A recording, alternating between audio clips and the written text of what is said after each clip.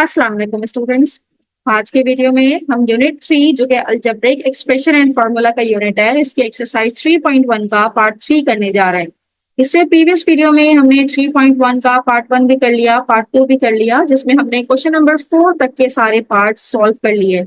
अगर आपको किसी भी क्वेश्चन का सोल्यूशन चाहिए, किसी भी पार्ट का सोल्यूशन चाहिए, तो प्लेलिस्ट में जाके मेरी प्रीवियस वीडियो जरूर देखिएगा। आज की वीडियो में हम 3.1 का पार्ट 3 करने जा रहे हैं और हम अपना काम शुरू करेंगे क्वेश्चन नंबर 5 से। तो क्वेश्चन नंबर 5 हमारे पास है, जिसमें हमें जो भी ऑपरेशन गिवन होंगे उसको परफॉर्म करना है और सिंप्लीफाई करना है। तो पार्ट 1 में है हमारे पास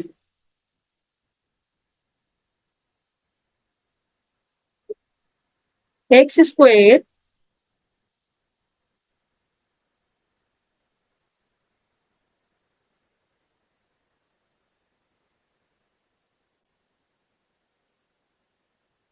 x square upon 4y square minus x square plus 1 और बीच में डिवाइड का सिंबल है। डिवाइड हो रहा है ये 1 माइनस एक्स अपॉन 2y के साथ। अब यहाँ पे जो ऑपरेशन हमें गिवन है, हमने उसको परफॉर्म करना है और उसके मुताबिक अपने यहाँ पे हमने सिंप्लीफाई करना है। तो स्टूडेंट सबसे पहले हम यहाँ पे ये कर लेते हैं कि यहाँ पे हमें गिवन है कि आपने डिवाइड करना है। तो इसके लिए हम यहाँ पे सिंप्लीफिकेशन शुरू करते हैं। सबसे पहले तो यहाँ पे एलसीएम ले लेते हैं। ये प्लस 1 के नीचे कुछ भी नहीं है, इसका मतलब है 1 है। तो 4y square minus x square, यहाँ पे सिर्फ एक्स स्क्वायर है, एक्स स्क्वायर 1 से ही मल्टीप्लाई होगा क्योंकि पूरा फैक्टर इसके डिनोमिनेटर में मौजूद है। और दूसरे टर्म में 1 है, 1 मल्टीप्लाई होगा 4y square minus x square के साथ। और ये डिवाइड का सिंबल अभी एज इट इज है। अब अगर सबके नीचे 2y है तो ये 1 के नीचे 1 है, तो 1 जब मल्टीप्लाई होगा 2y के साथ तो 2y ही रहेगा। तो हम डायरेक्टली 2y, और x किसी से भी मल्टीप्लाई नहीं होगा क्योंकि x के नीचे ऑलरेडी 2y मौजूद है। तो अब यहाँ पे ब्रैकेट ओपन करते हैं हम। तो ये x square plus 4y square minus x square, और डिनोमिनेटर में क्या है हमारे पास 4y square minus x square.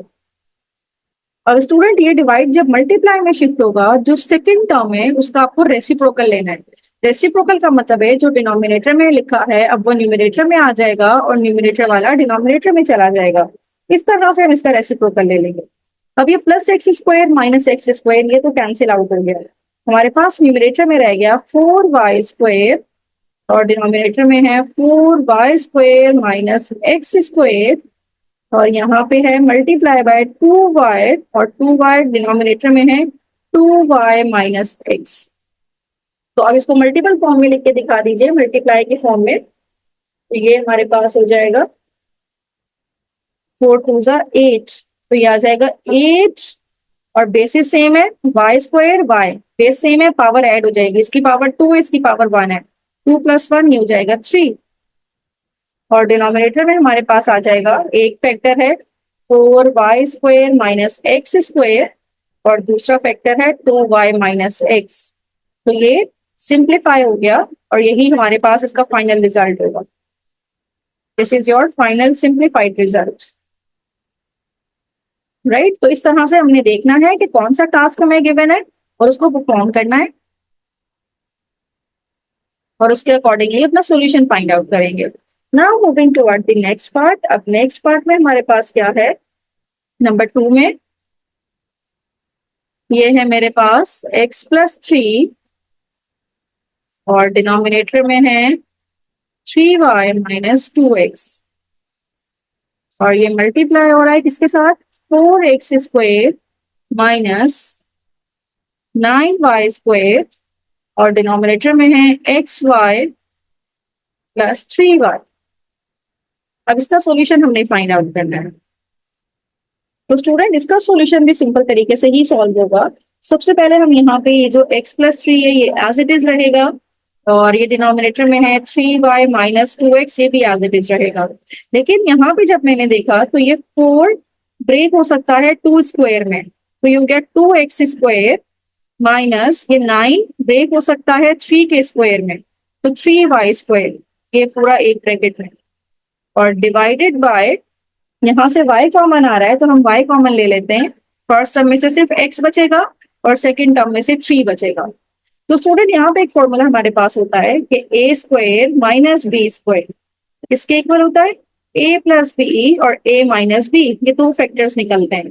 तो 2x को हम a ले लेते हैं, 3y को हम b ले लेते हैं, और उसके अकॉर्डिंगली जब इसे सिंप्लीफाई करेंगे तो ये तो है x+3 upon 3y minus 2x, और a माइनस बी, तो ये हो जाएगा a प्लस बी, यानी कि 2x माइनस 3y, एक दफा प्लस में और एक दफा माइनस में। a² माइनस b² का फॉर्मूला हमने ओपन कर दिया, और डिनोमिनेटर में क्या है, y x+3।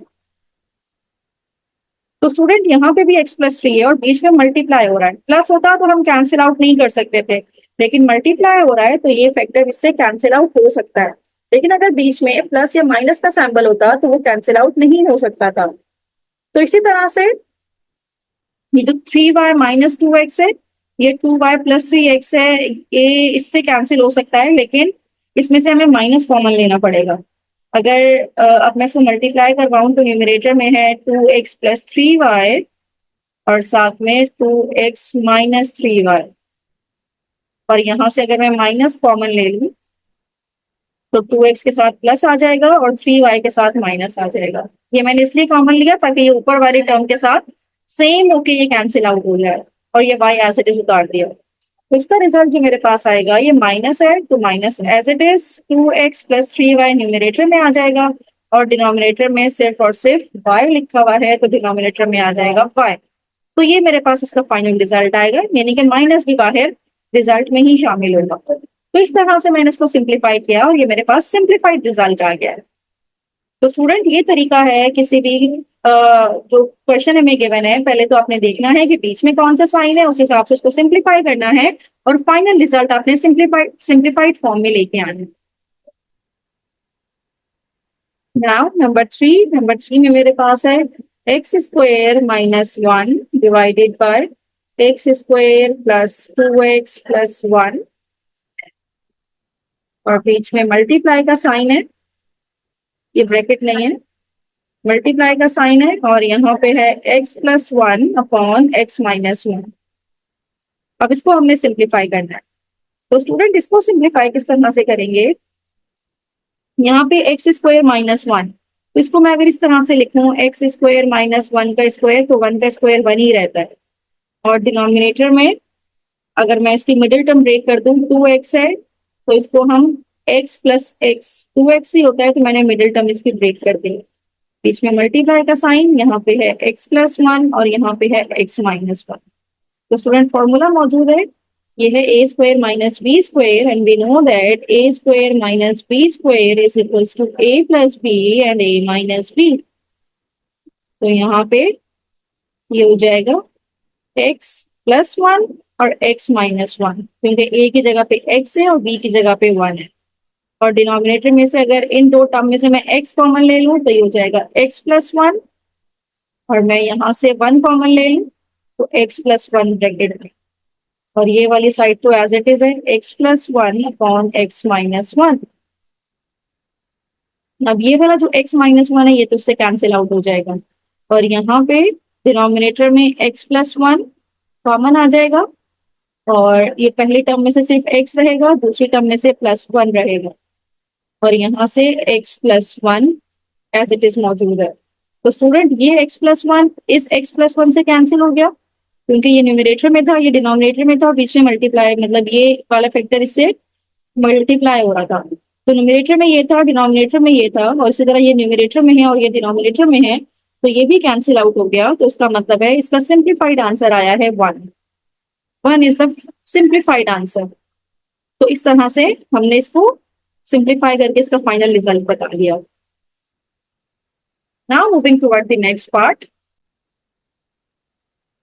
Now part number 4, 8 multiplied by y plus 3 upon 9 into 12 y plus 1 upon 4y+3 और यहाँ पे ये डिवाइड हो रहा है किसके साथ, 8y+1 अपॉन 5 से।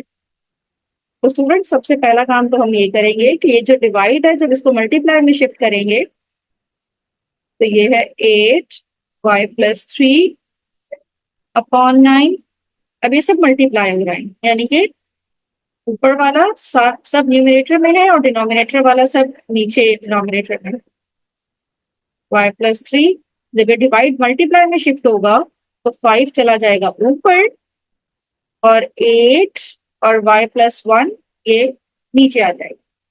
अब स्टूडेंट ये मल्टीप्लाई हो रहा है, अगर ये प्लस या माइनस होते फिर तो हम इसको सिंप्लीफाई नहीं कर सकते थे आपस में, लेकिन जब मल्टीप्लाई होते हैं तो हम इनको सिंप्लीफाई कर सकते हैं। 8 से कैंसिल हो गया, y+3 वाला फैक्टर इस y+3 से कैंसिल आउट हो गया, ये y+1 वाला फैक्टर इस y+1 से कैंसिल आउट हो गया। अब ऊपर रह गया 12 मल्टीप्लाई बाय 5 और नीचे रह गया 9 मल्टीप्लाई बाय 4, राइट। तो ये मेरे पास हो जाएगा 4 1 जा 4, 4 2 जा 8, 4 3 जा 12 और 3 1 जा 3, 3 3 जा 9। तो फाइनल रिजल्ट जो मेरे पास आया है, न्यूमरेटर में सिर्फ 5 बचा है और डिनोमिनेटर में मेरे पास 3 रह गया है। तो स्टूडेंट इस तरह से ये मेरे पास सिंप्लीफाई होके फाइनल रिजल्ट आ गया है 5/3। इसमें सारे वेरिएबल्स वाले टर्म कैंसिल आउट हो गए हैं, तो फाइनल रिजल्ट आ गया है 5/3। Now moving toward the next part, that is part number 5। और पार्ट नंबर 5 में मेरे पास है q² -25 और डिनोमिनेटर में है q² -3q और ये डिवाइड हो रहा है q² + 5q और डिनोमिनेटर में है q² -9 के साथ। तो अब इसको सिंप्लीफाई किस तरह से करेंगे, सबसे पहले तो ये q² है, q² रहने दें। 25 को हम लिख सकते हैं 5 का स्क्वायर, तो ये 5 का स्क्वायर लिख दिया। यहाँ से q कॉमन आ रहा था, q कॉमन ले लिया, यहाँ से एक q रह गया और यहाँ से सिर्फ 3 बच गया, राइट। अब ये डिवाइड था, अभी डिवाइड ही रहने दें, इसमें से दोबारा से q कॉमन आ रहा है और अंदर बच जाएगा q + 5 और डिनोमिनेटर में ये q² है और 9 को हम लिख सकते हैं 3 का स्क्वायर, राइट। तो ये q² - 5² हमारे पास फॉर्मूला मौजूद है a² - b² का, दैट इज a + b और दूसरा ब्रैकेट है a - b का। तो इसको सिंप्लीफाई करें तो ये हो जाएगा q + 5 और q - 5, denominator as it is रहेगा अभी q -3। अब ये ऊपर है q + 5 और डिनोमिनेटर में भी फॉर्मूला लगाएंगे a² - b² का, तो ये हो जाएगा a + b और दूसरा फैक्टर आएगा a - b का। अब अगले स्टेप में इस डिवाइड को मल्टीप्लाई में शिफ्ट करते हैं, तो यहाँ पे है q + 5 इंटू q - 5, फिर डिनोमिनेटर में है q -3। जब ये डिवाइड मल्टीप्लाई में शिफ्ट करेंगे तो नीचे वाला फैक्टर न्यूमरेटर में चला जाता है और ऊपर वाला फैक्टर नीचे आ जाता है, यानी कि डिवाइड में आ जाएगा मेरे पास q + 5। तो स्टूडेंट ये q - 3 बीच में मल्टीप्लाई का साइन था तो ये इजीली कैंसिल आउट हो सकता है। फिर ये q + 5 वाला फैक्टर q + 5 वाले फैक्टर के साथ कैंसिल आउट हो गया।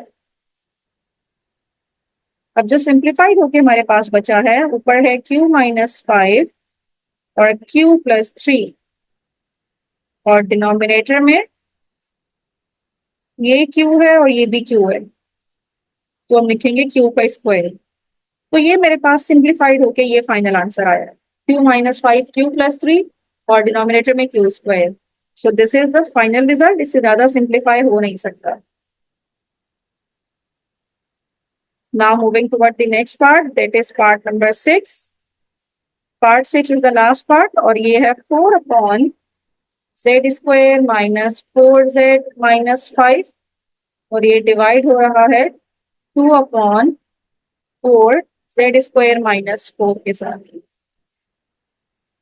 तो अब इसको सिंप्लीफाई करेंगे स्टूडेंट्स, और सिंप्लीफाई किस तरह से करेंगे कि इस वाले की तो हम देखेंगे मिडिल टर्म ब्रेक हो रही है, तो इसकी मिडिल टर्म ब्रेक करेंगे तो ये हो जाएगा जेड स्क्वायर। तो ये किस तरह से ब्रेक होगी, -5z और +1z, -5 और +1 इज -4। और ये डिवाइड को हम मल्टीप्लाई में शिफ्ट कर देंगे तो न्यूमरेटर चला जाएगा ऊपर और डिनोमिनेटर ऊपर वाला आ जाएगा नीचे। 2 नीचे आ गया। तो ये मेरे पास है 4 और यहाँ से z कॉमन आ रहा है फर्स्ट टू टर्म में से, और z -5 फिर +1 फिर z -5, और ऊपर वाले टर्म में से 4 कॉमन आ रहा है और अंदर रह जाएगा z² -1 और नीचे 2 मौजूद है। राइट। तो स्टूडेंट अब फर्दर सिंप्लीफाई करते हैं।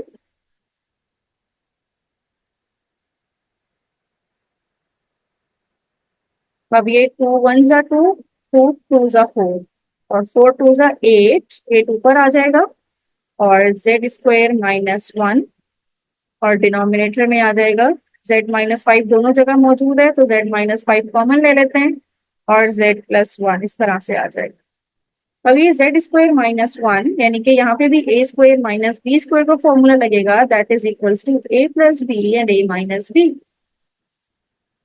तो z² और ये भी -1 का स्क्वायर, अगर ये 1 भी लिखा हुआ है तो उसका मतलब है 1 का स्क्वायर 1 ही होता है, तो हम इस तरह से भी लिख सकते हैं।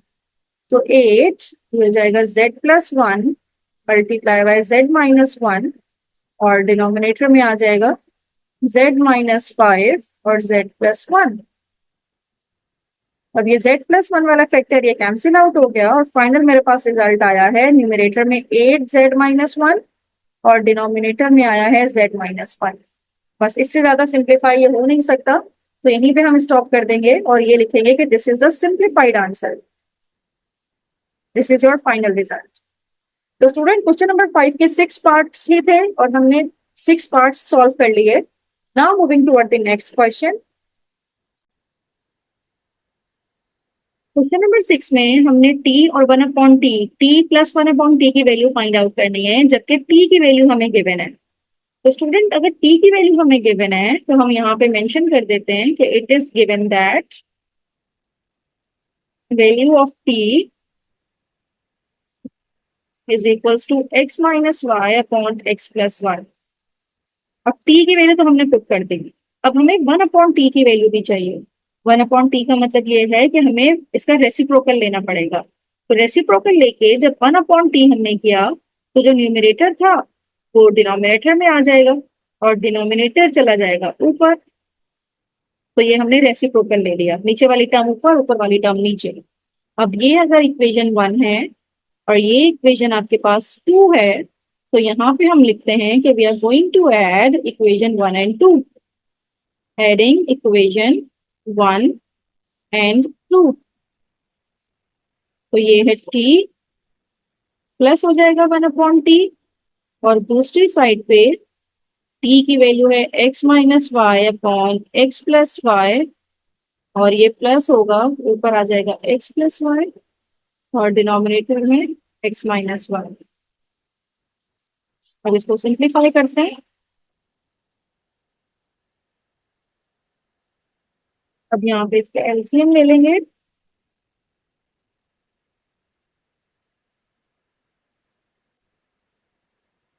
तो ये जो x - y है ये मल्टीप्लाई होगा इसके ऑपोजिट यानी कि x - y के साथ ही और प्लस x + y मल्टीप्लाई होगा इस x + y के साथ। तो इस तरह से अब इसको मल्टीप्लाई करके दिखा देंगे तो t + 1/t is equals to, numerator में मल्टीप्लाई करना होगा इस तरह से।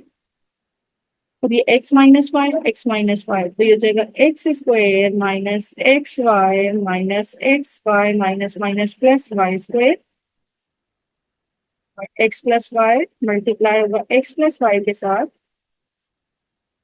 xy + xy + y² और डिनोमिनेटर में है x + y x - y। तो इसको भी एज इट इज रहने दीजिए x + y और x - y।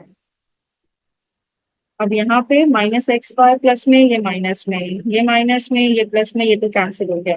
X square plus x square is 2x square और y square plus y square is 2y square और denominator as it is x plus y और x minus y as it is. अब numerator में 2 common आ रहा है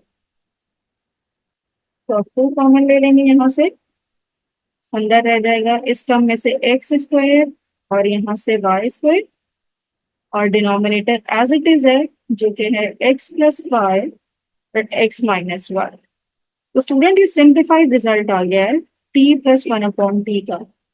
तो इस तरह से हमें टी की वैल्यू गिवन थी, हमने इसका रेसिप्रोकल लिया तो वन अपॉन टी की वैल्यू आ गई और इन दोनों को प्लस करने से t plus one upon t की वैल्यू आ गई 2 multiply by x square plus y square और डिवाइड में x plus y multiply x minus y. तो स्टूडेंट इस तरह से हमने क्वेश्चन नंबर 6 भी कंप्लीट कर लिया।